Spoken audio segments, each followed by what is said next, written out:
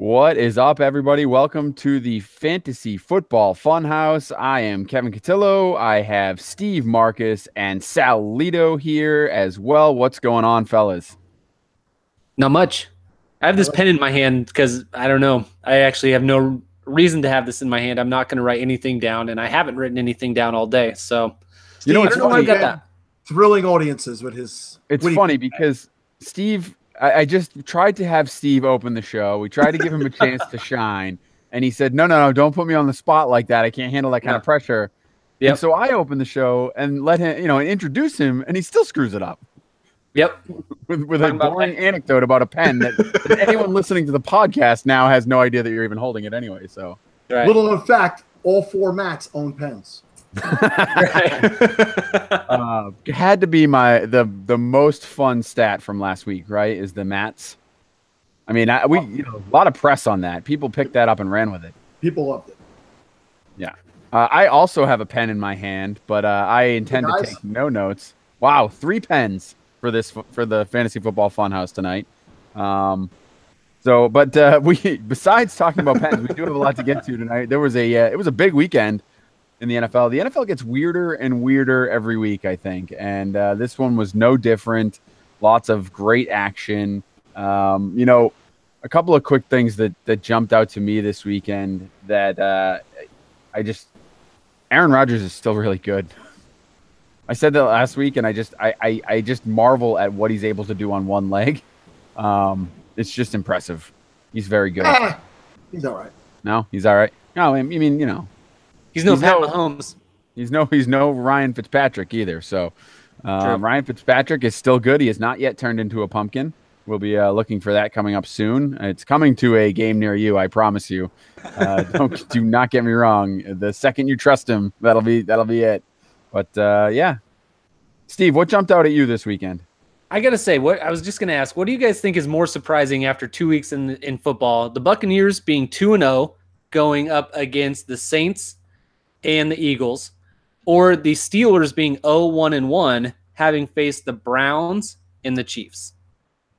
Yeah, I got to say, for me, it is the Steelers, because that's generally a division they own, and there's not a lot of great teams in that division this year. I did pick the Bengals to make the playoffs, who are off to a really nice start. But yeah, I think that one surprises me the most. But it's very impressive what's going on in Tampa.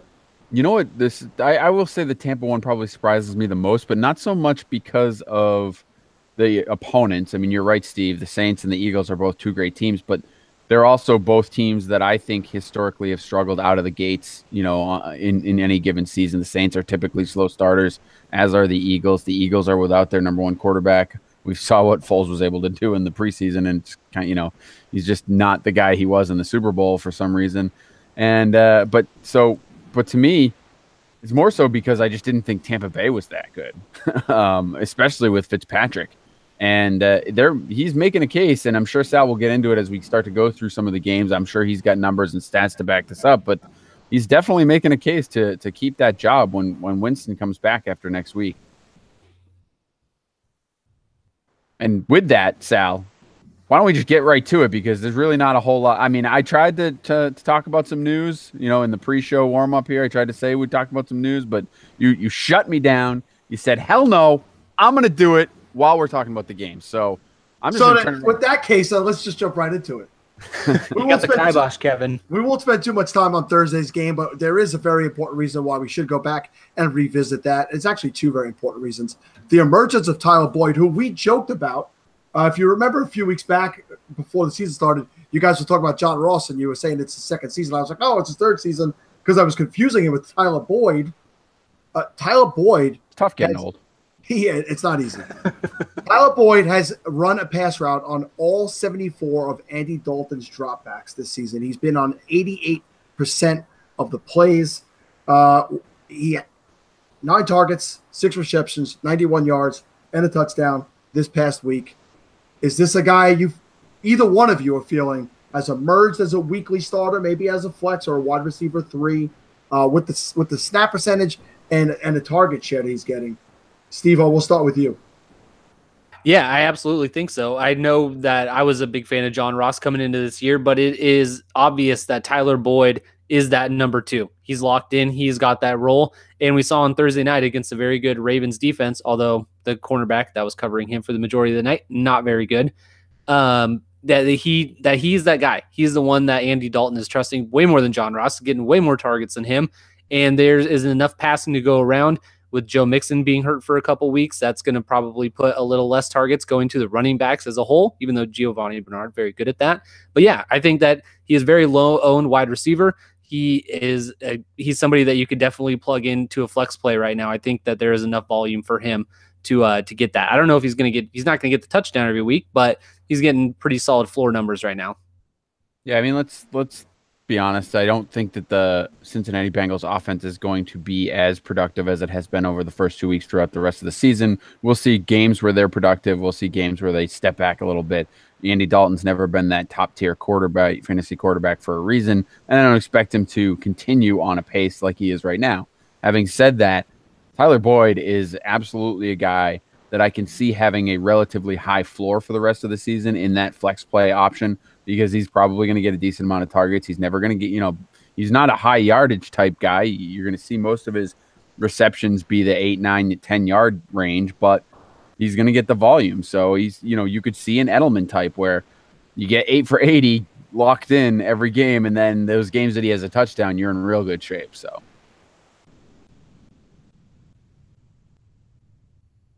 Sal would be on mute and not noticing it, so we're going to go ahead and... So awesome that my computer even told me I was on mute. I was all over Dalton in week 1 because of the matchup, but then I benched him in week 2 in the SFB. Luckily, it didn't hurt me, but I regret not having him in there. But our good friend Matthew Berry posted this today. Andy Dalton has now played 16 games under Bill Lazor. In that time frame, only Russell Wilson and Tom Brady have more touchdown passes. So he's middle of the pack in passing yardage, but he's right there with 2 of the most elite quarterbacks in passing touchdowns. So I'm hoping, again, maybe not at that level, Kevin, like you said, but I'm hoping that he somewhat is relevant all season. Just moving over to the other side of the ball with the Ravens. It looks like it's a full-blown split between Alex Collins and Javoris Allen, and even to the point where Collins is getting receptions now and looks good receiving the ball. Allen's getting the goal line carries. So, they're both rosterable. I think they're both low-end RB2s, flex consideration players going forward. Outside of that, Crabtree and Brown receiving similar target shares, Brown doing a little bit more with them, and I think we all agree here going forward, Brown would be the receiver we prefer to have. Oh, I love hearing that. It's just so great to hear. It's so nice. But I will say, besides being correct about John Brown, finally, again, I do owe the listeners an apology because I poo-pooed Javoris Allen, Buck, if you will, on a regular basis. He obviously gets some volume, and they're clearly in a timeshare, like you said. So I apologize for missing that one because, he's getting more work than I expected. All right, moving over to the Chiefs and Steelers. No doubt about it, Tyreek Hill is off to a great start this year. I did not. You guys are having a good time over there. Well, Steve was going to try and say something, and you just blatantly just cut him right off. So it was good. It was very funny. Well, we discussed moving right along with this show and me trying to get all the stuff in. So I'm sure what Steve says is irrelevant. So facts. That's factually correct. Tyreek Hill's off to a phenomenal start. He actually was out-targeted this week by Sammy Watkins. Do not believe the hype. Tyreek Hill is the guy you should start going forward. Let me ask you guys your opinion on Kareem Hunt. Okay, he got a receiving touchdown in this game. He looked a little bit better carrying the ball, 18 carries for 75 yards. But through 2 weeks in the NFL season, he has 2 total targets. He has completely disappeared from the passing game. Steve, where do you project him right now with that facet of his game being gone? Is he still an RB1 for you, or is he really middling around the RB2 area? I think he's still an RB1. I think it's lower end RB1 if he's not going to be involved in that passing game. I think it goes to show a lot of what Alex Smith meant to his value last year. We're seeing what Chris Thompson is doing so far in Washington, being the benefactor of a lot of those short dump-off passes. It does not seem that Pat Mahomes needs to do that type of thing. And it's not because he's just not looking that way. It's because he's throwing the ball 40 yards down the field or 30 yards down the field to those guys that are open and just getting all this huge chunk yardage. So it knocks them down a little bit. I still think that they'll get more into a balanced flow as the year goes on.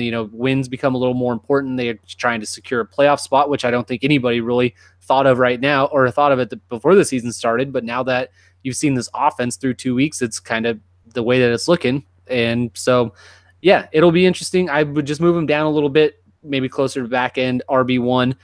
But I still like Kareem Hunt. I think he's got a good buy low opportunity right now because he hasn't been that player that he started out as last year. You might be able to get him for a little cheaper.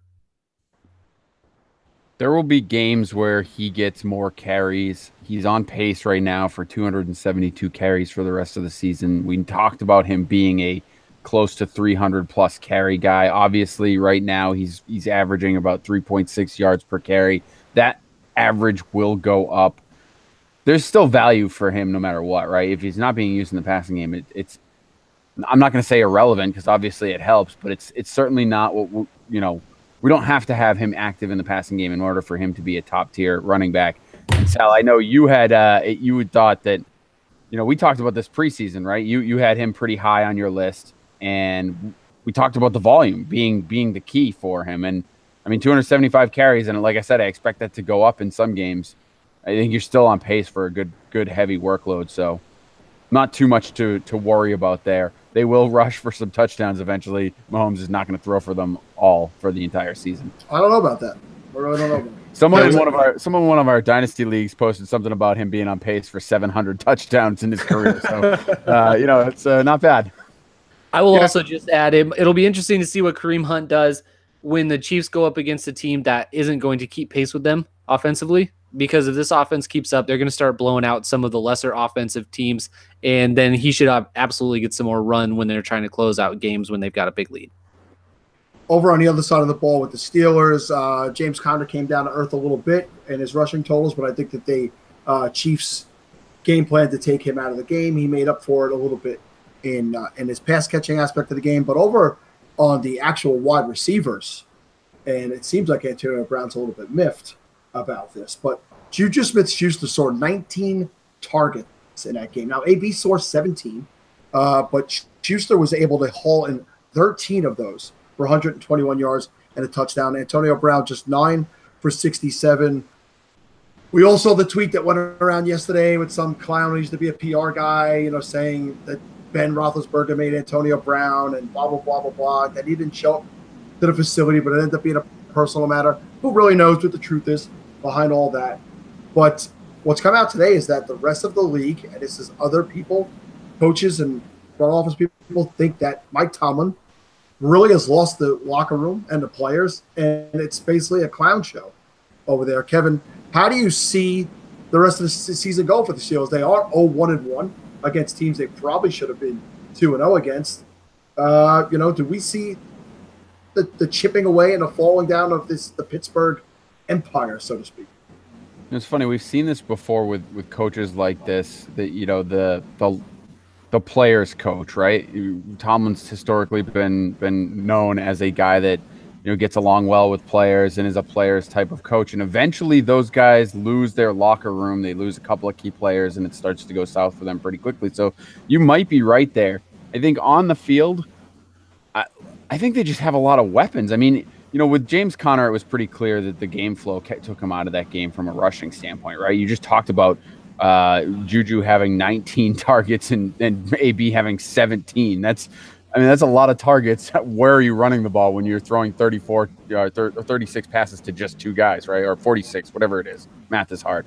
But, it's so I mean, I'm not worried about Conner because he's been phenomenal. He was active in the passing game, and his value is kind of locked in no matter what, until Lev Bell gets back. I don't know what's going on with Antonio Brown, but I think he'll produce. I mean, he's not that type, right? I think if he's angry, it'll only help him because seems like the type to go out and do, be the show me type.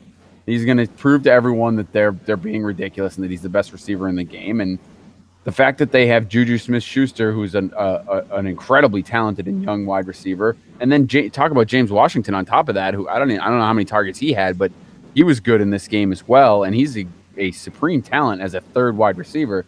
The problem AB is going to face is that kind of makes him expendable, right? So they don't have to put up with those kind of shenanigans if there's an attitude problem. So, and I think he'll realize that pretty quickly. Ultimately, I think they'll be fine. Steelers will work things out. Their defense is more of a concern for me as a team, from a team perspective, but that's going to help fantasy-wise because that's going to keep them in a lot of games, active in a lot of games. Washington saw 5 targets, 1 catch for a 14-yard touchdown. But, to your point, the Steelers traditionally do not, sign big contracts, as we know what's going on with Le'Veon Bell. Right now, they're more likely to do it on the defensive side than the offensive side. And they've brought in 2 young, somewhat replaceable wide receivers the last couple of years. Not on his level yet, but yeah, that's an interesting point you make. Kevin? I mean, think about it. I mean, AB has 6 more targets on the year than Schuster. So I mean, it's not like he's, while Juju might have had more in this last game, Brown still has more targets, and he's actually doing less with them, which just kind of hurts his case. But Steve, before we move on, do you have anything else you'd like to share with us about this game? Yeah, do you guys know who the number 1 tight end in half PPR scoring is right now? Jesse James. That would be Jesse James, and he is 3.3% owned. How far behind is Ebron? Oh, wait, I'm sure we'll get to that. Never mind. 6 spots behind. Not that I've been checking. You can move on now. All right, just real quickly through the Dolphins-Jets game. I saw no one of any significance on the Dolphins side of the ball, yet they won the game. They're 2-0. Very surprised start to their season. Stills, after we said maybe we'd have a little bit of faith in them, 3 targets, 2 catches, 17 yards. Still a spotty mess. Sam Darnold finishes with nice passing numbers, 334 yards, but threw 2 interceptions, one of them in the end zone that really hurt the Jets' chances. But that's what you're going to get. We said it last week in the preview. That's what you're going to get with this rookie quarterback. There's going to be highs. They're going to be lows. The defense still played fairly well. It looks like Crowell and Powell are in a timeshare, as you would expect. One's running the ball, one's catching the ball. I say that they're both flexible plays right now. And the only other guy I want to bring up for this game, Quincy Enunwa, week 1, 10 targets, 663 and 1. Week 2, 11 targets, 792 and 0. He's the only weekly starter in the Jets passing game that you could rely on right now. All the other guys are very spotty. So unless you guys have anything you want to add from that game, I was going to move through that one pretty quickly. I'll just say I love the workload for Enunwa, but the overall production is still spotty. I mean, 13 receptions, which are great, but 155 yards and a touchdown. I'd like to see him get more out of the volume that he's getting. Hopefully he does, but he looks like a beast overall. The key is Darnold likes throwing to him. So you know that's going to be the guy he keeps throwing to. And I think that those numbers will go up as the year goes on. Like you said, he's a big individual, and those guys generally win the battles. And we obviously look at everything through a fantasy perspective, but and Darnold, to be honest with you, hasn't been bad from a fantasy perspective. But if you were going to tell me that he was going to be completing 66% of his passes, have over 500 yards and 3 touchdowns with only 3 picks in 2 games, I'd be psyched if I was a Jets fan. Yeah, we've seen a lot of good things over there. Moving on to the Eagles and the Bucks, we'll get to Ryan Fitzpatrick here. 27 for 33, 402 yards, 4 touchdowns, 1 interception, and the guy's having fun, dressing up like Conor McGregor after the for the press conference after the game. The guy's loving life right now, and you know what? The wide receivers love him. Deshaun Jackson came out and said he doesn't see how they could change over to Winston right now. They have to stay with Fitzpatrick, and that's because through 2 games, Deshaun Jackson has caught all 9 of his targets. Week 1, 5 targets, 5 receptions, 146 yards, 2 touchdowns. Week 2, 4 targets, 4 receptions, 129 yards, and a touchdown. Anybody who thought that he was done and that Godwin was ready to take over as the deep threat is sorely mistaken. I know, Kevin, you still don't trust him, which I understand because his history has spoken for itself. But just to go over the rest of the wide receivers' numbers, Evans had 19 targets over 2 weeks, 10 for 83 and 1, 7 for 147 and 1. He's right back up there, like about, Keenan Allen area of elite wide receivers in the league. Godwin, while he has a touchdown in each week, targets have been less, and his yardage has been less. So he's got 4 targets, 3 receptions, 41 yards, and a touchdown in week 1, 6, 5, 56, and 1 in week 2. But he's getting those touchdowns. Now we know touchdowns are not as reliable a stat that you could count on. So he's been getting carried by those. But I'll go to you, Kevin. Who would you rather own right now in redraft for the rest of the season, Godwin or Deshaun Jackson? I guess Deshaun Jackson, just because he's getting the volume right now, and I mean, I honestly, that's a tough question because it's got to be Jackson just because of the production right now, and I think that they might actually stick with Fitzpatrick, and if they do stick with Fitzpatrick, then there's certainly going to be Deshaun's show. I don't think you're going to see Godwin be relevant unless Jackson goes down and or Fitzpatrick gets moved out. So if they do go to Jameis, I think all bets are off because we've seen Jameis use Jackson, but not to this extent. I mean, him and Fitzpatrick clearly have a rapport. If Jameis comes in, comes back in, he could look to target the young kid. You just don't know how that chemistry is going to change. So I don't know. I guess the answer is I'm on the fence. That's a non-answer completely, but that's 2 weeks in. It's 2 weeks in. We all know that the first 2 weeks, really the first 4 weeks of an NFL season, it takes for things to shake out properly and to really see some consistency out of teams and players. O.J. Howard, another big, long touchdown. We're starting to see him get loose and become the guy that was considered the number one tight end in last year's draft, 3 for 96 and 1. Steve, the running backs. Yes. Okay, there's no rushing touchdowns out of any of the running backs this year. Fitzpatrick has the only rushing touchdown on his team. In week 1, Peyton Barber rushed 19 times for 69 yards. In week 2, 16 times for 22 yards. At this point, it's a high-flying passing offense. Why would you not activate Ronald Jones and get the kid into the offense? Do you think that's going to happen? And is it something you recommend at this point? Yeah, I think that their excuse last week that it wasn't necessarily anything that Ronald Jones wasn't doing. It was more of an entire team composition thing that was why he was being inactive. But you obviously see Peyton Barber not doing much. Now, the Saints and the Eagles do have very good rush defenses. So I'm not surprised that he did not do very well against the Eagles last week. But it's obvious that he's not really the answer. The Bucs O-line is not a very good O-line, so that is contributing to some of those problems. But you spend some draft capital on Ronald Jones, get him in there, get him active, see what he can do. Because I think that he could provide a little spark in that run game, something that Peyton Barber isn't showing, something that he did during the preseason, not really running with that job like everyone thought he might.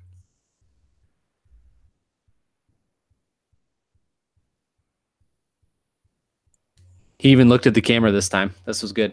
This is fantastic. Moving over to the Browns and the Saints. Michael Thomas has 30 targets through 2 games, Woo! And he's caught 28 of them for 269 yards and 3 touchdowns. Kevin, good. Would you want who's another wide receiver you'd want over him right now? If this season alone, right now after that start, if you have the option to pick between him, OBJ, and Antonio Brown rest of the season, who are you taking? I don't think you can argue with Michael Thomas right now. And I'm not a big Michael Thomas guy. I like him. I think he's a good, talented receiver. But with the volume that he's getting right now and the way that Breeze is feeling the offense and just looking his way constantly, you can't go anywhere else right now. And I think that it'll continue. I mean, there'll be a regression at some point. He's not going to continue to average 15 targets a game. He's not going to catch 14 passes a game. But the volume should be right there, around there in the 8 to 10 range every week, and that's the floor.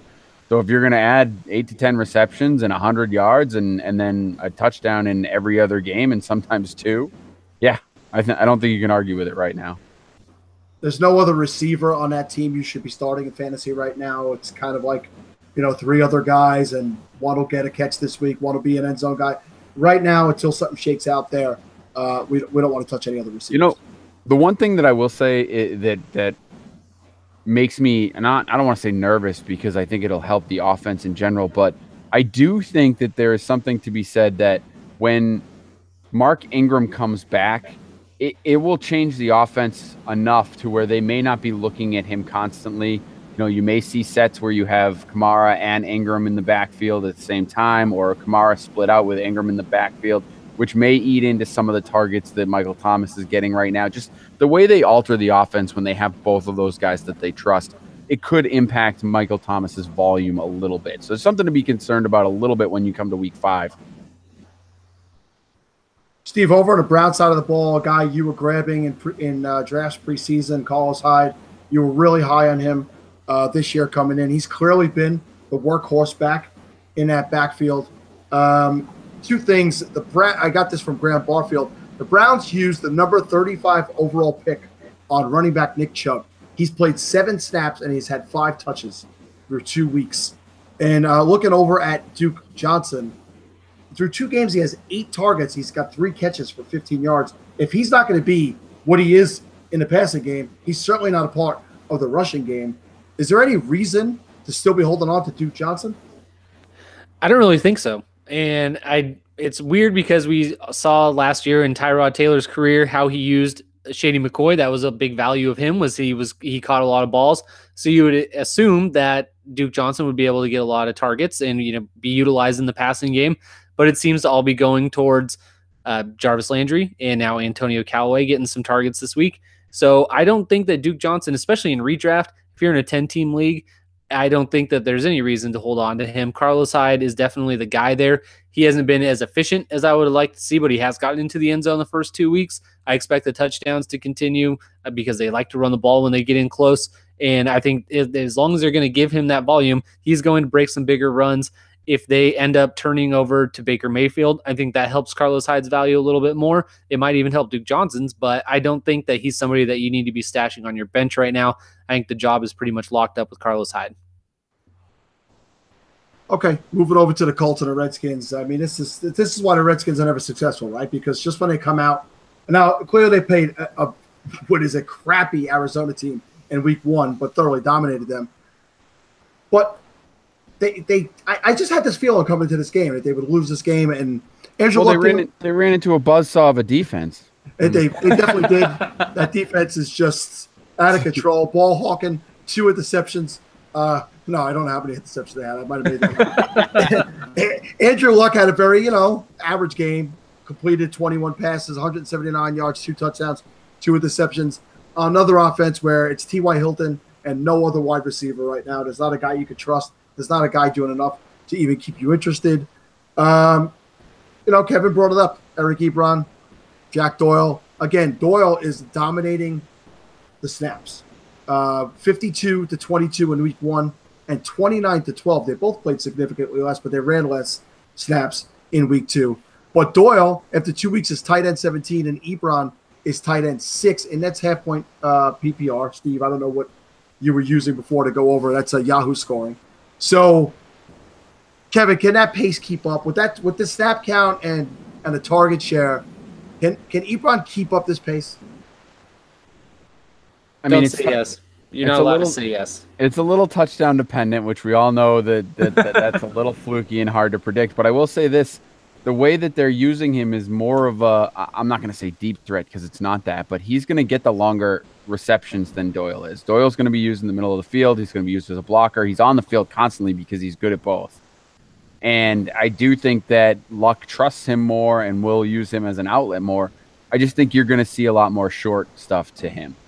Ebron will get a little bit longer, longer look, and as far as the deeper down the field, and he does have that touchdown upside. So I think that this offense can sustain both of them as fantasy assets. I think it will ultimately flip at a certain point, and you'll see Doyle be ahead of Ebron in the overall scoring and where they rank. But it won't be by much. I think Ebron's there to stay. As sad as it makes Steve, I think he's not going anywhere this year. Steve, I heard a quote today, and I believe it was today or yesterday, and I believe it was Stefania Bell who said it, that when she was out at Colts camp, that Jack Doyle was raving about Eric Ebron's hands. Wow, that's sad. I guarantee. I would say Jack Doyle has better hands than Eric Ebron. Give it to me. Well, coming into the NFL, that wouldn't have been the case, right? And let's see if maybe Ebron's figured it out. It's very possible, that a guy figures it out by the time he's 40 years old. I mean, the guy was a first-round pick, and he was a dynasty darling for years. I mean, he eventually, Like I said, I think that Doyle taking the vast majority of the snaps will help preserve Ebron, so he is not being relied on as much as he was in Detroit. And if that helps him realize his full potential, then good for him. Do either one of you guys know who led the Redskins in rushing this week? Crowder. It was Crowder. Crowder. 9 yards rushing, but 2 receptions for 8 yards. So Jamison Crowder is not even a qualified wide receiver 3 for your team right now. I'd sit and wait on that. They're bringing guys in. They signed Michael Floyd, for God's sakes. They're bringing in wide receivers. They know that it's not a good situation there right now. Adrian Peterson came back to earth, only 11 carries for 20 yards. He did catch the ball 3 times for 30 yards, which is impressive for him. That's like, usually a half a season for him. But Steve, you mentioned it before. Chris Thompson, 13 receptions for 92 yards. Through 2 weeks in PPR scoring, he's the 6th overall running back. Can he sustain it this year? Can he stay healthy? I mean, that's the biggest concern. Since he's gotten his opportunities the last few years in Washington, he has been nothing short of amazing, especially in PPR, coming out of the backfield as that outback role.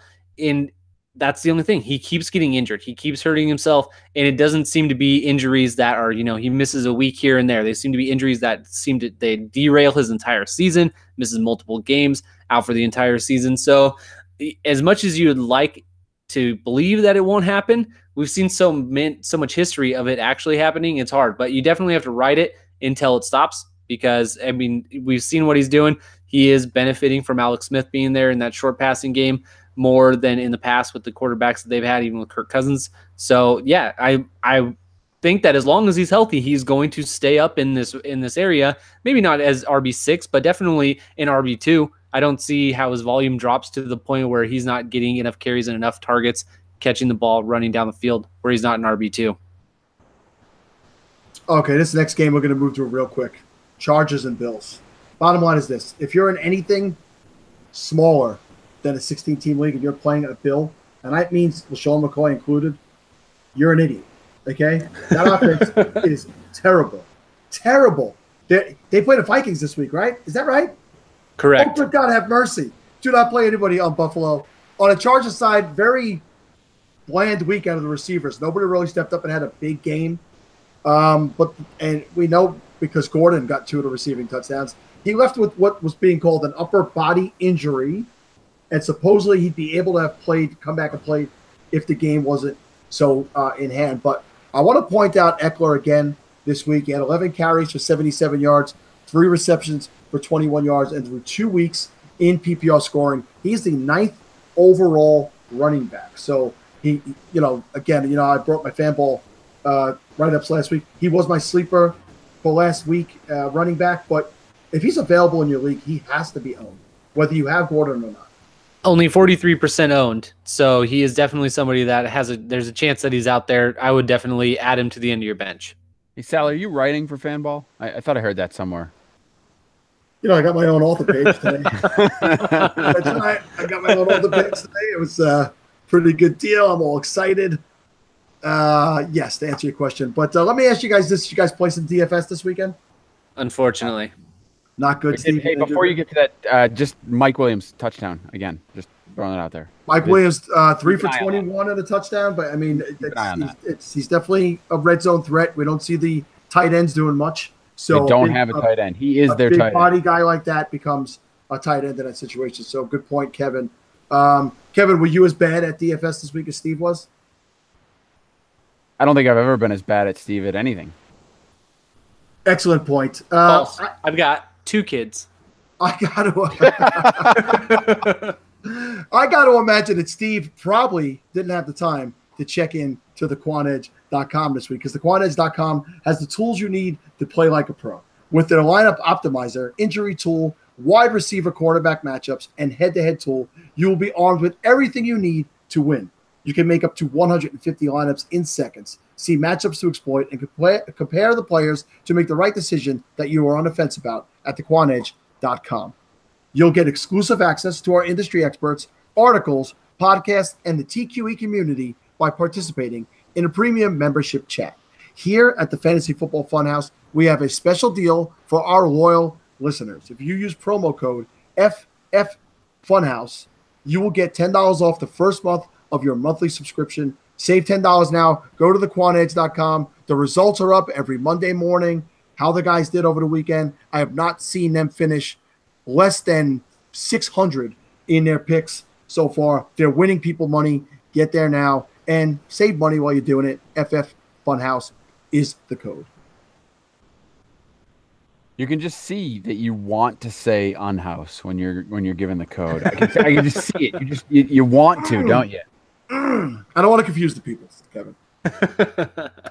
Let's get to a game that our second tie game in 2 weeks of the NFL, and both games, incidentally, were the turnouts were changed by terrible calls by the referees.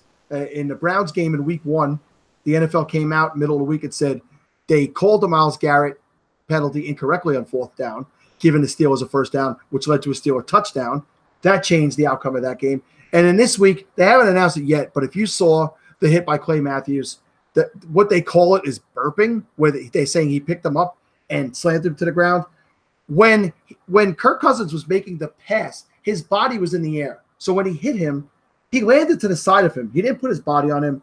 I'm not a fan of Clay Matthews, so I'm not here to defend him. I thought it was a terrible call. It led to the drive continuing. Vikings scored a touchdown, sending it to overtime. And we all saw the weekend of missed kicks that went around the NFL and what happened in that game and finished in a tie. But Dalvin Cook through 2 games has been unimpressive running the ball. 16 carries for 40 yards, 10 carries for 38 yards. He's made up for it in the passing game with 6 for 55 and 3 for 52. He's got no touchdowns, but he is out snapping and getting a lot more touches than Latavius Murray. So it looks to be completely his job. But Kevin, I know I was right towards the end of draft season. I was jumping off of Dalvin Cook. There were places where I had the opportunity to take him, and I took Devonta Freeman over him, which in hindsight sucks right now because at least Dalvin Cook is playing. But do you see this as maybe just getting back for the injury and a slow start and Dalvin Cook turning it up, or do you feel like this is going to be kind of what you're looking at all year?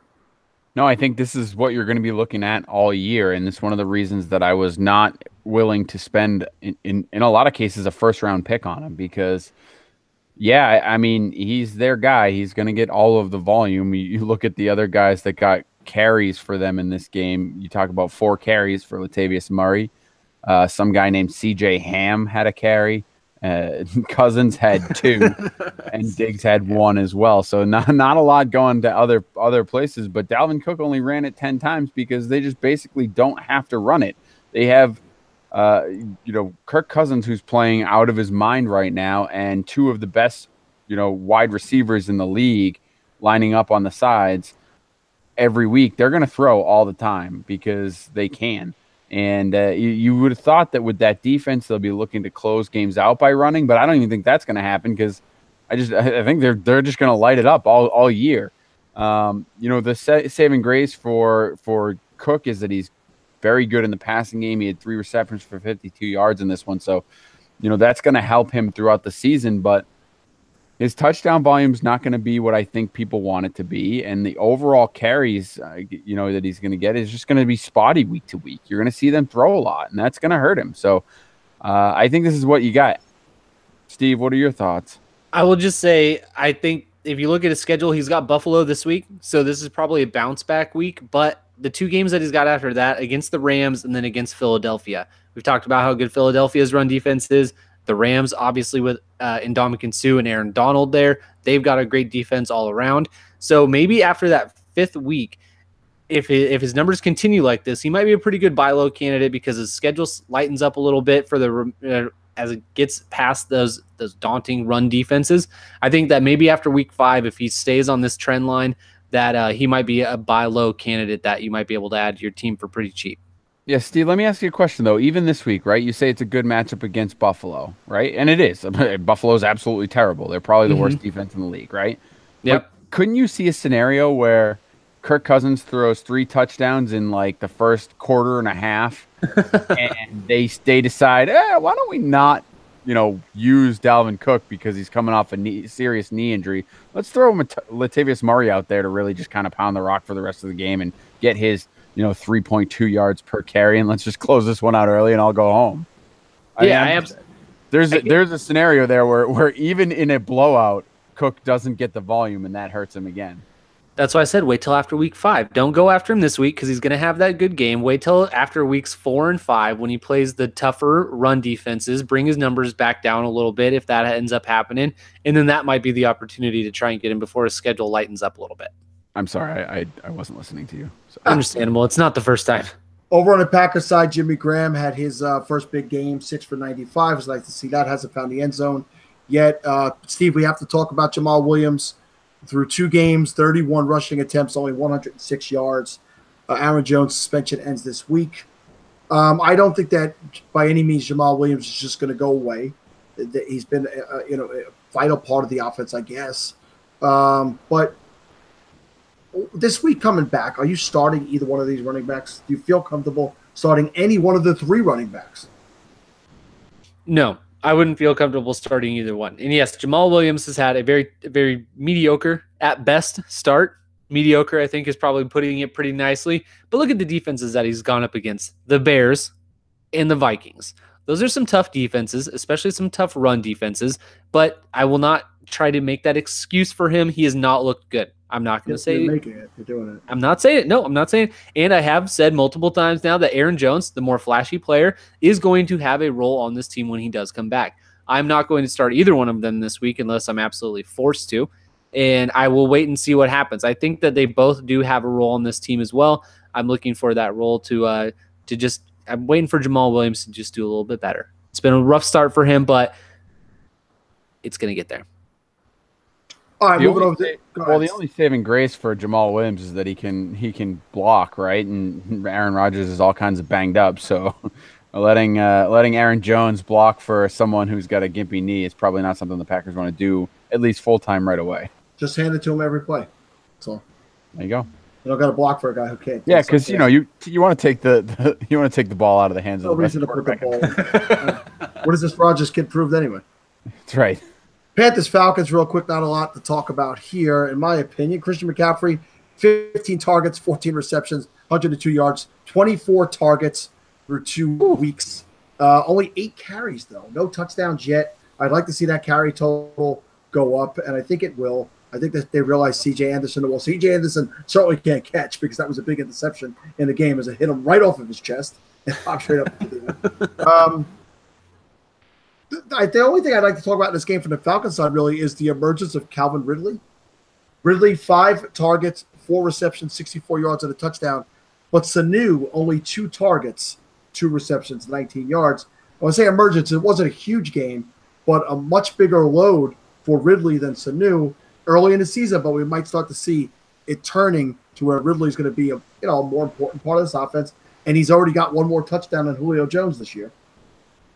You know what makes it ugly is the fact that I don't think you're ever going to be able to count on either guy, right? I think is what the problem is. Because Ridley's going to emerge, but not enough to completely take over the number 2 role.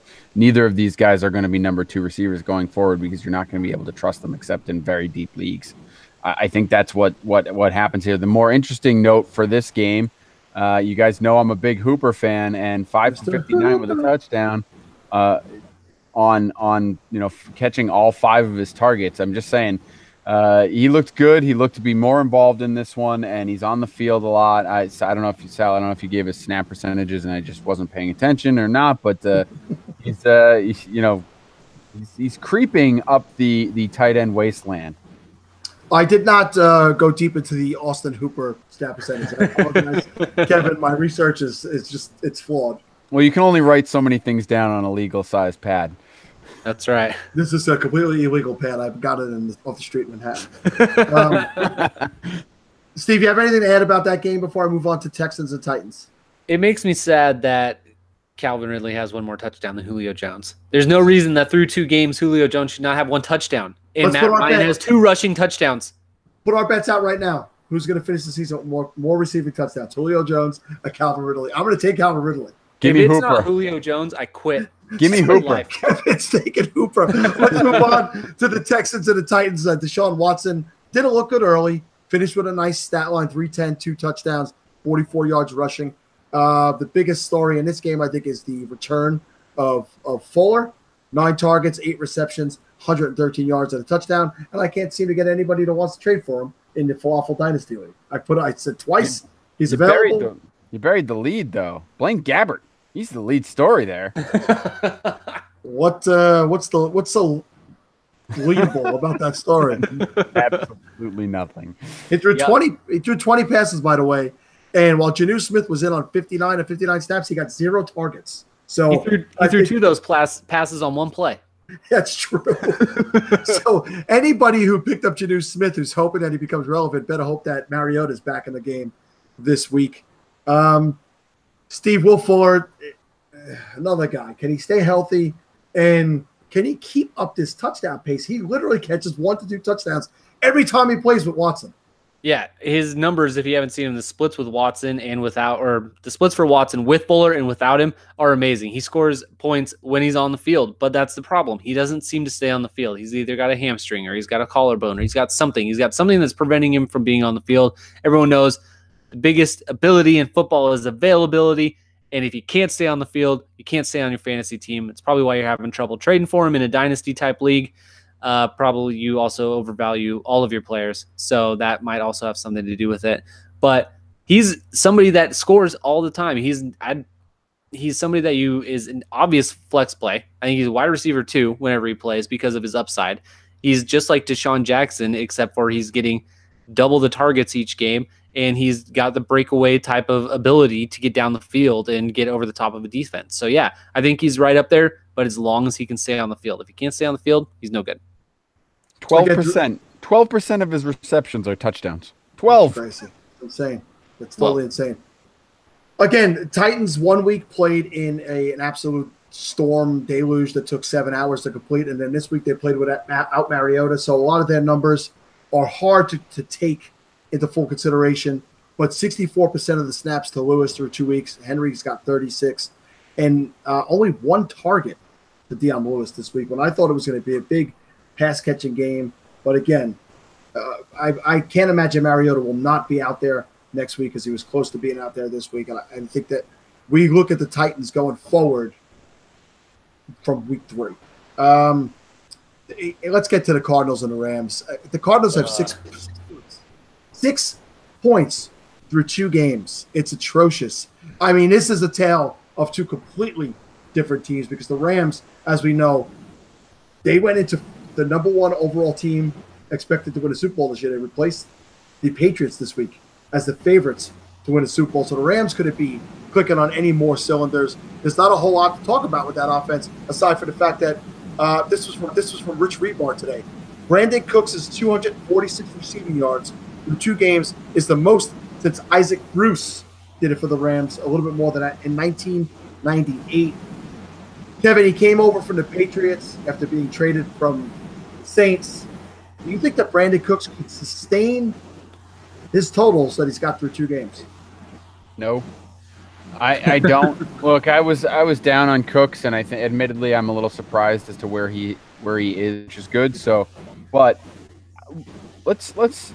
And I get why people are putting them in the Super Bowl already. I get it. They're a good team. They have great pieces. Their defense is phenomenal. Here's this Patriots sarcasm, folks. No sarcasm at all. Blah, blah, blah. No sarcasm. Look at they played the Cardinals and the Raiders. These teams are awful. I would defend the Raiders if I gave a crap. I'm just saying, both teams are terrible. They have bad defenses overall. They have no offense to speak of so far this season. I'm not overly impressed with wins against those teams.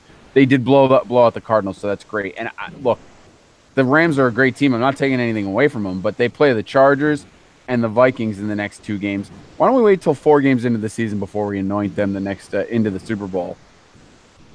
That's fair. They are the favorites now. Over on the Cardinal side, we'll get to the actual story in this game. Here's another thing from Graham Barfield. In 2016, David Johnson averaged 31.1 routes, 19% of the target share. In 2018, he's averaged 16.5 routes in the 2 games, half. It's basically been cut in half. In 2016, he split out as a wide receiver 26% of the routes in 2018. 9%. Clearly, they didn't watch any of the game film from 2016, this coaching staff. They have no idea how to use the absolute best weapon in an offense. I understand Larry Fitzgerald is there, but this offense, David Johnson's offense, the last game, he saw 2 targets to Chase Edmonds, 5. The rookie, 5 targets. Steve, buying or selling David Johnson at this point? I would be a buyer. I would be looking, feeling it out, seeing what you could get him for. You're not going to overpay, but I would definitely be, because his usage so far is scary enough to the point where you don't know if that's going to turn around, because it's not just him not doing anything with the opportunity he's been given. He's not getting the volume that he used to. They're not using him the way that he used to be used. And I mean, if you see his charts on his runs for the last game, I don't remember exactly how many rushes, but they were all up the middle. They're all just right through the line. They don't know how to use him, like you said. They don't know how to split him out. They don't know how to do anything. And you hope that that turns around. I would definitely be putting the feelers out, seeing what you could get him for, and be looking to acquire him, because we know what kind of talent he is. If that coaching staff can turn it around, get Sam Bradford out of there with 17 completions for 90 yards, that's harder to do. Like in school, teachers say it's harder to fail than to get a C. It's hard to throw 17 completions for only 90 yards. You have to try to be that bad. So they got to get rid of him, and I think that they make a change and overhaul this offense and really think about how they're using, like you said, their best player on that team. All right, moving over to the Lions and the 49ers. Bounce back fantasy day for Matthew Stafford, 347 and 3 touchdowns. I don't think you could start a running back that doesn't catch the ball in this offense. Theo Riddick is the only guy right now you want to start there until something else shakes out, because this is a pass-first offense. All 3 wide receivers are being used heavily. We discussed Kenny Golladay last week and his 15 targets. He outsnapped both Tate and Jones in this game. 9 targets for 6 receptions, 89 yards, and a fantastic spin around, tuck the ball in, touchdown. That was very impressive. It was originally called not a touchdown when it was reviewed. It was. Tate still leads with the 13 targets, 7 for 109. I'm hearing a lot of Golladay as the number 2 receiver over Jones now. Jones got the same amount of targets, only caught 4 of them for 54 to touchdown, but he leads all NFL players with 6 red zone targets. So I really think right now it's kind of like 1 A, B, and C in that offense. And I think that makes all of them wide receiver 2s. I don't think any of them are a wide receiver 1 for your team. Kevin, can Golladay continue this? Can he sustain this? And will he be the guy with the best numbers in this offense by the end of the season? Yeah, I mean, I don't think that he's going to be the guy with the best numbers in this offense. I think that that's still going to go to Tate, to be honest with you, because I still think he's the guy that Matthew Stafford trusts the most. I think that he's the guy that you'll see getting the volume, 13 targets to 9 for the other 2 guys. So I think that that's something that will continue. I think it's more they're connecting with Golladay more. Like you said, I don't think Marvin Jones has taken a backseat to Golladay or anything like that. I think that they're just, Stafford happens to be hitting on those more than he is, on the Marvin Jones throws. The other thing to keep in mind here, I mean, how many times? Look, I'm trying to look it up right now. How many times have they've thrown the ball 105 times already? Is that right? Through 2 games? Yeah, it's just a passing only offense at this point. Yeah, I mean, you're not going to see that for the rest of the season. They're not going to average 50 passes a game. It's just not going to happen. They will get a running game at some point. We expect this offensive line to improve. They have good pieces on the offensive line, so hopefully it's a matter of getting them to gel together, and they will get improvement. But and then as you see the running game take off, which one of these 3 receivers is going to start to see a reduced number of targets? If you drop down to even 40 passes a game or 35 passes a game and you take 15 away, you're going to lose them from somewhere. And my guess is it's probably going to be more Golladay than it is Marvin Jones and Golden Tate. I mean, and to the fact that Michael Roberts is now a factor in this offense. And of course, the targets are going to be less. I'm just so happy he showed that he was breathing Michael Roberts, 1 catch, 15 yards. One target, 1 catch, 15 yards on efficiency, one baby. touchdown. Yeah, that is efficient. You can't blame. Anybody know who leads the NFL in rushing? It's Matt Breida. Wow. Matt Breida through 2 weeks. I was not aware of that. Leads the NFL in rushing. Again, snap counts and percentages are pretty much even. Breida's clearly doing more with his opportunities. He looked like a breakout player this past week, the guy we've heard about for the last couple of years. I would say right now my thumbs are down on Morris. I'd probably hold him unless you're in some small leagues, like I dropped him in a small league. But some of those bigger leagues, I'd hold him right now, but Breida looks fantastic. Anything else, guys, from this game that we might have skipped over? Dante Pettis was supposed to have a big game, did not end up doing that, but I would still, in a deeper league, I would still hold on to him. I think he's still going to have some value as the year goes on. All right. Let's move over. Sorry, as you mentioned that, Steve, is the 49ers threw the ball 26 times in this, and not a single receiver had more than 4 targets. So they are spreading the ball around a lot, and that makes me nervous if I have stock in any 49ers receiver. Yeah, and Garoppolo, again, 206, 2 touchdowns, no interceptions, but it's like an okay day. Everybody thought Jimmy Garoppolo was this year going to be like a big. You watch your mouth. You know, I'm just saying, I watched with my eyes. I watched them with my eyes. He's rather mediocre. Raiders, Broncos, if you follow either one of these teams and you knew what the outcome of this game was going to be when you were watching the start of the second half, I'll point out 2 things on the Raiders. Cooper had a nice game, 10 receptions, 116 yards. And Marshawn Lynch is getting a ton of touches, 18. Only had 65 yards rushing, but did get a touchdown. Those are the only 2 guys in this offense that should be playing for you. Maybe Jared Cook in a deeper league. He had a serviceable day at tight end. But let's go over to the remember Broncos. Remember that time people thought Jalen Richard was going to be a thing? Oh yeah, that was fun. Like a half an hour ago. That was a good week. It was fun. It was a good week. Over on the Broncos side of the ball, real quick with the wide receivers, I haven't seen Demaryius Thomas play that ugly of a game in a long time. He was dropping balls. He just did not look like himself. And even Emmanuel Sanders, he started off slow and finished stronger in the second half. So the passing game, they got some stuff to work out over there. Very interesting in the rushing game this week, Steve. This is your team. We've all heard about Lindsey at this point now. He had 28 snaps, 14 carries, 107 yards. He got the only reception for a running back in this game. But do you know that Devontae Booker outsnapped Royce Freeman in this game, 22-16? Even though Freeman had more touches, 28, a touchdown, he was on the field less. And in total, that entire backfield has seen only 8 targets through 2 weeks. So there's not a lot happening with the passing game at all there. Is it a mess there right now? I mean, can you trust just Lindsey at this point? Which who would have thought we'd be saying that 2 weeks ago? As a Bronco fan, Steve, how do you see this going? Yeah, I think through 2 weeks, which is a very small sample size, but Lindsey is overall into half-point PPR, running back 13.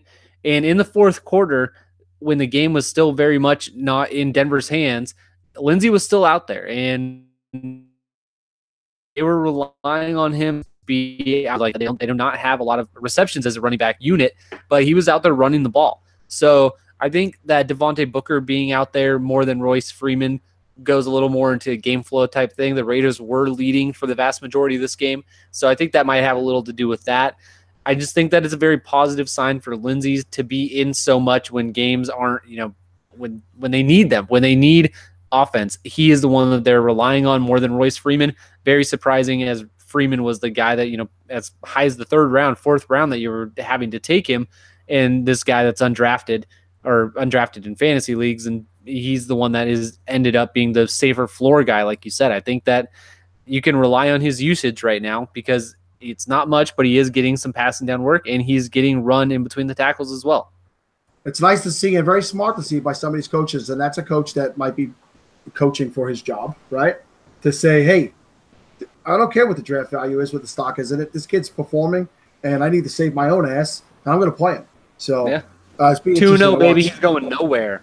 Interesting to watch how that plays out. All right, well, let's go over to Kevin's team now, Patriots and Jaguars, rematch of the AFC Championship last year. Kevin was very excited. He wants to start the show off with the Josh Gordon news, so I'll let him get to that in a second. The passing game was, they got 2 touchdowns late to Hogan. His numbers still don't look great with the passing touchdowns. My opinion of this, Kevin, was the Patriots are going to win that division pretty easily. We all know that. They know that they have to go through Jacksonville now in the AFC to get back to the Super Bowl this year, and that is the reason they went out and got Josh Gordon, because they need a big, physical wide receiver to go up against that secondary. But talk about the acquisition of Josh Gordon and what it means to you people up there in New England. Yeah, I will say, first of all, I think that Jacksonville still has to come through us to get to. Of course, who would have expected you to say anything different? Yeah, right now they have a game and a half lead on you, but go ahead. Yeah, we'll see what happens. We'll see how that plays out. We are the reigning AFC champions, so reigning, defending Super Bowl losers. Go ahead. Anyway, yeah, Josh Gordon to this offense. Look, it's interesting around here that the buzz, if you will, from New Englanders, from talking heads on the radio, from whoever you want to talk to. Most people have said it's a very Patriot-like move. There's very little risk. They give up a 5th-round pick. If he doesn't start 10 games, they get 7th round back. So there's really no risk at all. Apparently, no one else offer that. I don't get it. Apparently, no one else wanted to offer anything better than a 7th rounder for him. Patriots are actually going to give them a 6th, and they didn't have one. So they had to go for a 5th, which is why they got the 7th back. That's the rumor here anyway.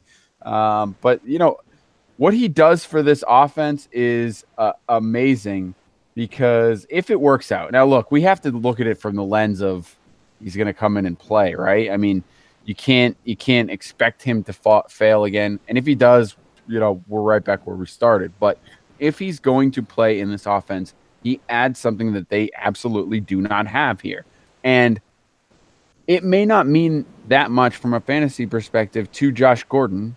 I think people who own Josh Gordon or who have them on their team, and whether it redraft or dynasty, might be a little disappointed, because obviously the upside is Randy Moss in 2007, but the downside is Ocho Cinco in whatever crap year he was here. Everybody thinking I should apologize to Randy Moss today before they go to bed. They should apologize to him. But go ahead. Well, I'm just saying. So but I think for the most part, Josh Gordon owners aren't going to get the most out of this. Who's going to get the most out of this? Gronk owners, Hogan owners, Edelman owners when he comes back, and even the running backs are going to benefit from this, because the whole offense is going to open up a little bit more when you have someone that can actually make a defense worry about the back end of the field. They literally have no one in the back third of the field when they line up on offense. They have no one that's even going to get to that level. Hogan's not a deep threat at all, despite what he catches some long passes from time to time, but he's not that guy. So to have someone, for lack of a better word, I'll use the old cliche, take the top off the defense, it's going to make room for a lot of other players. All right, moving over to the Jacksonville side of the ball. This was an interesting stat I saw today. Evan Silva posted this. Jacksonville averages 31.5 points per game when Leonard Fournette does not play. They do more with the offense. They get Blake Bortles more involved. Blake Bortles had a very great day, 4 touchdowns in this game, and he just looked like he was in control of the offense. The running backs that are there, TJ Yeldon, 40 snaps, 10 carries, 5 targets. Grant, 30 snaps, 4 carries, 7 targets. He caught 6 of them for 56. It looks like it's going to be pretty close to a split until Fournette does come back. But let's get to the wide receivers. We saw Keelan Cole make the catch of the year. That was impressive, no matter if they were playing your team or not, Kevin. That was an impressive reception. He had 8 targets, 7 receptions, 116 and a touchdown. Your boy Moncrief led the day with 9 targets, 4 for 34, and what he does best, catch touchdowns. Westbrook, 5 for 4, 83 yards, and a long touchdown. And then Austin Seferian-Jenkins, he literally passed the touchdown to all 4 of the receiving threats in his offense. It was very well spread out. Kevin, who's the number 1 wide receiver in Jacksonville? There isn't one. I mean, that's the point, right? There isn't one. It's going to be like this all season. You're going to see guys up, guys down. Some guys going to have a good game, and then the next week it'll be completely different. I think that Cole probably has the best opportunity to be the lead guy, but even him, he's going to have days where Moncrief outproduces him. Moncrief's a better threat in the red zone, and Dede Westbrook's not going anywhere either. So I think that you're just going to struggle with all of these guys to figure out who to start on any given day. As much as I love Moncrief, I took him out of all of my lineups this week, and of course he has a good day. So I think that's the problem here. You know why that you know why Bortles is good when Fournette is out is because he's such an idiot when it comes to pre-snap reads. He's such an idiot when it comes to pre-snap reads that when he has a play and the play is to run the ball up the middle, he doesn't check off that play no matter what the defense is.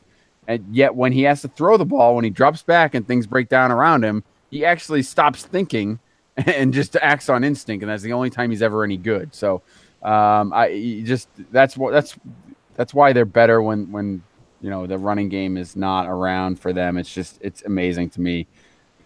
Doug Marrone. Sorry, go on. I'll stop. Steve, you want to add anything on either side of the ball? Nope. Fantastic. Giants Cowboys in a snooze fest on Sunday night.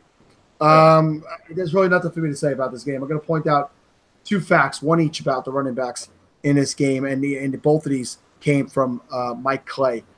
Zeke is tied for the team lead in pass routes at 44. The target team lead in targets at 9.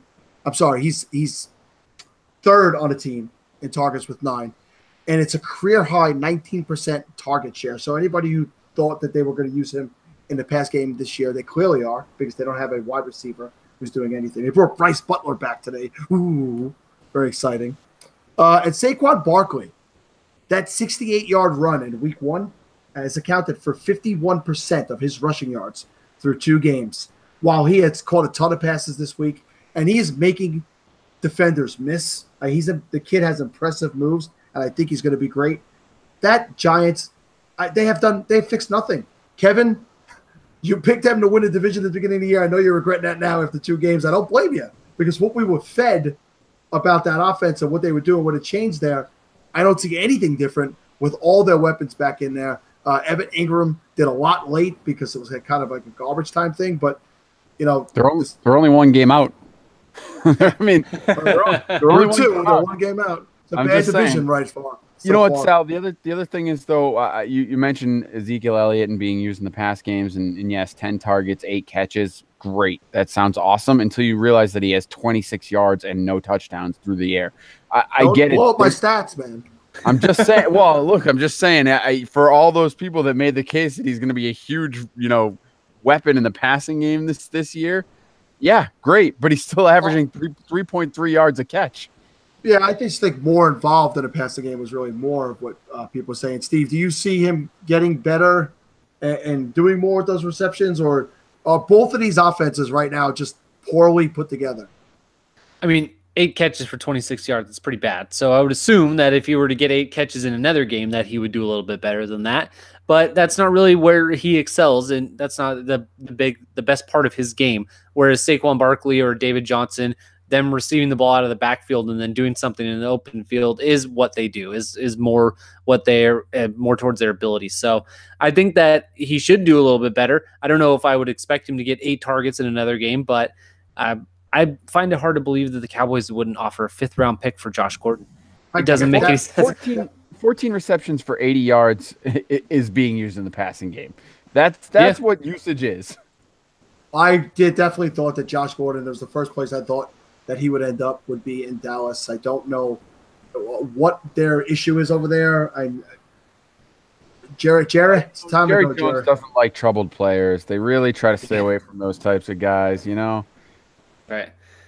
That's right. Hey, you know what, though? Listen, honestly, one more thing on the Giants really quickly. Eli Manning he has not looked good this season. I will give you that. He took 6 sacks this week. I don't know what he took in the first game, but I know the offensive line was terrible. If they can get that offensive line to be even remotely good, there is a chance for that offense to improve. Agreed. Yeah, no, I agree with you. It's all about the line right now, but it's very tough to fix that in season. Let's go over to the Monday night game, wrap it up with the Seahawks and the Bears. We knew that the Seahawks were not going to be as good on offense this year. But talk about doing your best impersonation of the Giants' offensive line.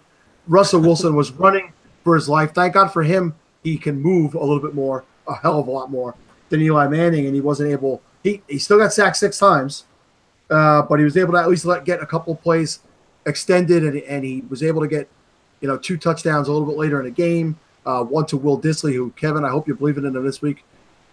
I'm just kidding. Same thing. He'll let you down. The Penny Carson saga. I don't know what to do with either one of these guys. I have one league where I own both of them, and I cannot imagine playing either one of them at this point. I got to wait to see that shake out. There was a word that Pete Carroll thought that Carson was run down in last night's game and decided to take him out. And then he releases this today. So here's a tweet by Brady Henderson. Rashad Penny played 20 offensive snaps and got 10 carries. To Chris Carson's 19 offensive snaps and 6 carries against Chicago Monday night. This was a surprise given how Pete Carroll had said that Carson had taken a lead. So what he then quote tweeted his own tweet and wrote, Pete Carroll says he misread things with Carson, says he did think Carson looked a little tired, but didn't realize that the special teams coordinator, Brian Schneider, only pulled Carson out of the game, special team duties, because he was running so well.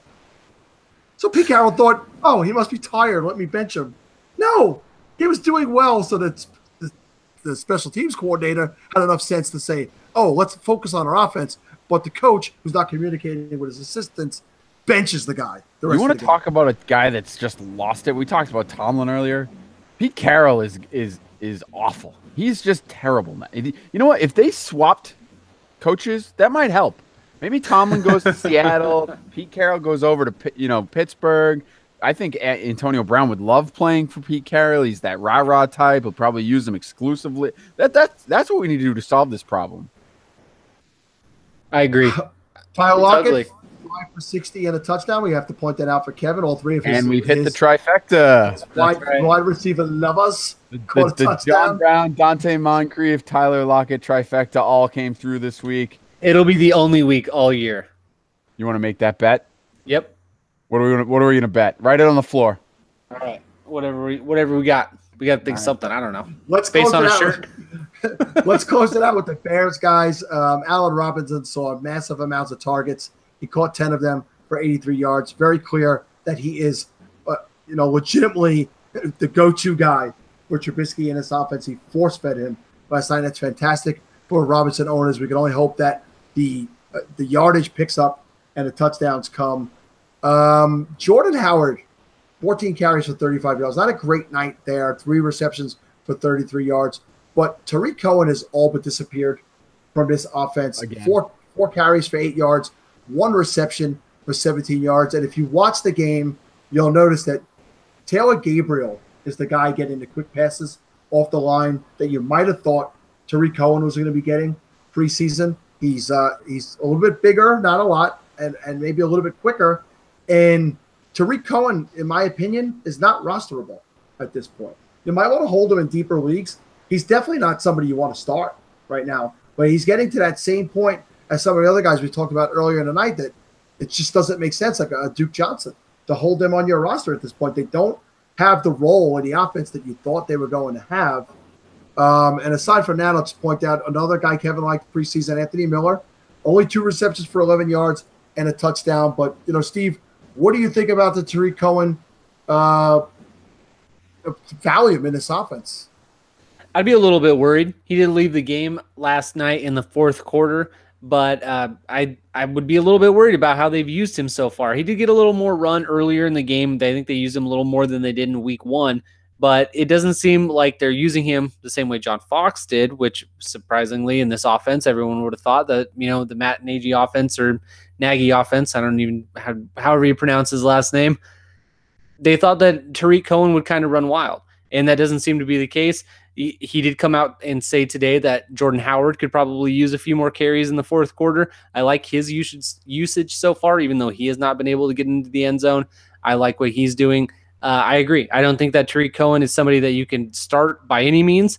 I don't know if I necessarily drop him so much just because I don't know if I would drop him yet because we know what kind of talented player that he is, but I would definitely be concerned And to anybody that thought Mitchell Trubisky was going to be a good fantasy quarterback this year, I hope you are eating those words. First game that he threw for 2 touchdowns in his career. 200 yards, 2 touchdowns. The guy runs 24 yards rushing. I think Trubisky is in a 2 QB league, obviously somebody you're going to own. But I think the kid needs a little bit of time. I think he's going to be okay. I think he's a game manager. I think that's what he is. I think this is the type of game you might see a couple of some games where he'll have more touchdowns or more yards, but ultimately I think he's going to be a game manager. And those guys have their place in the 2 QB world, but not on Steve's team.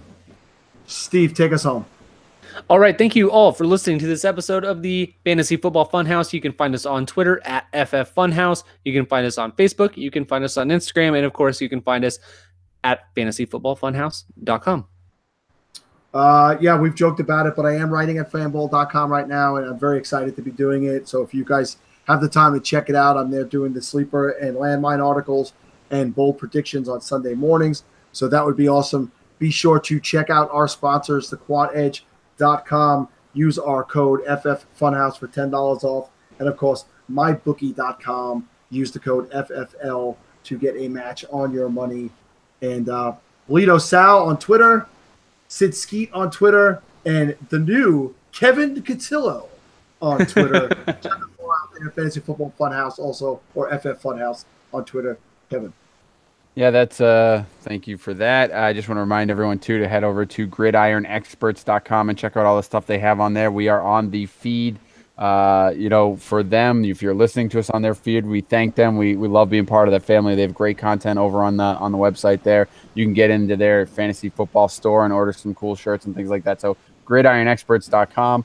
And then I just shout out to everyone in the Carolinas and everywhere else that was impacted by Hurricane Florence. Just want to wish well to everyone out there, particularly our friend Corey.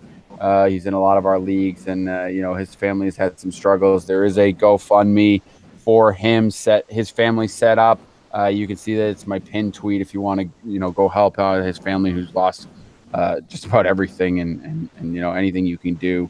Like I say, if you want to enhance your fantasy football playing experience, add a charitable aspect to it, and this would be a great way to do it. Take a league fee or a league dues and send it over to someone who really needs some help. So thank you for that. We will be back later in the week with our preview episode. We promise Steve's not going to talk as much on this next one. So, for all of you Steve haters, you can come back to the show and listen to us. You don't have to just drop off after the first few minutes. We'll talk to you then. See ya.